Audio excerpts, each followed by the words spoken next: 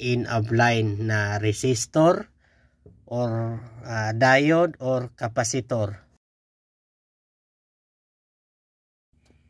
Hello mga ka-busy mind. So kapag naglagay tayo ng end of line na diode sa isang panel, tandaan natin ang diode ay may marking na puti.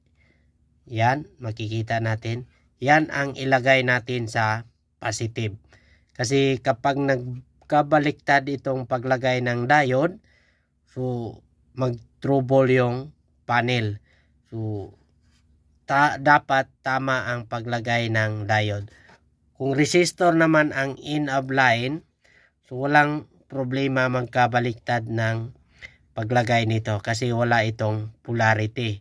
So mayroon din na panel na capacitor ang ginagamit sa end of line.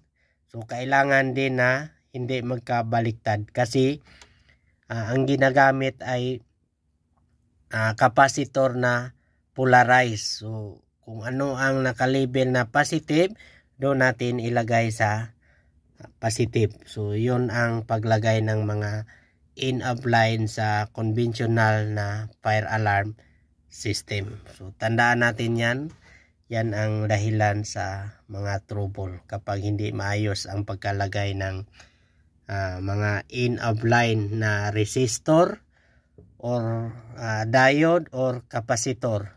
So yan ang ginagamit sa mga end of line sa conventional na fire alarm. Okay? Kung may natutunan ka dito, paki-like at share.